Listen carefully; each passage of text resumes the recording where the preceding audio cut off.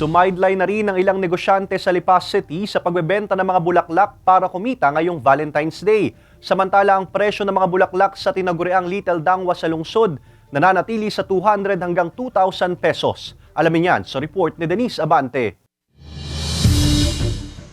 Kabi-kabilaan na ang mga bumibili ng bulaklak mag-aalas 11 ng umaga kanina sa tinaguriang Little Dangwa sa barangay Mataas na Lupa, Lipa City. Hindi na magkandamayaw ang mga mamimili sa pagpili ng mga ibibigay na regalo para sa kanilang minamahal. At dahil sa inaasahang dagsa ng mamimili, ang garaheng ito ng isang hotel, ginawang pwesto na lang muna ng bulaklakan ng mag-anak ni Liza. Nag-branch out kami dito kasi nga ngayon ay Valentine's, malakas ang bulaklak.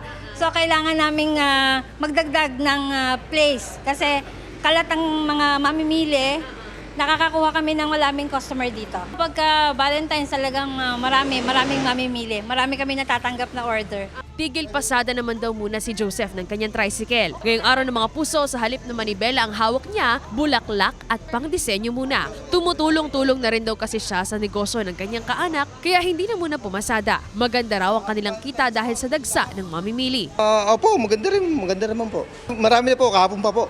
Maganda mo ang kita, tsaka po mabait po yung may-ari. Siguro paglabas-labasan ng mga eskwela, dagsahan na po mamamayang hapon. Samantala nananatili naman sa 150 hanggang 2,000 pesos ang mabibiling bulaklak depende sa disenyo nito. Mataas ang presyo kumpara nung nakaraang buwan na hindi peak season. Si Mark Andre mas napili ang isang stem na rose na may flower arrangement din. 200 pesos lang kasi ito at budget friendly para sa kanyang estudyante pa lamang. Maganda po at saka mura po yung bulaklak po dito kaysa po sa ibang store. Para mas maganda pong ibigay na gift kaysa po sa mga food. Sana ma-appreciate po yung bibigay.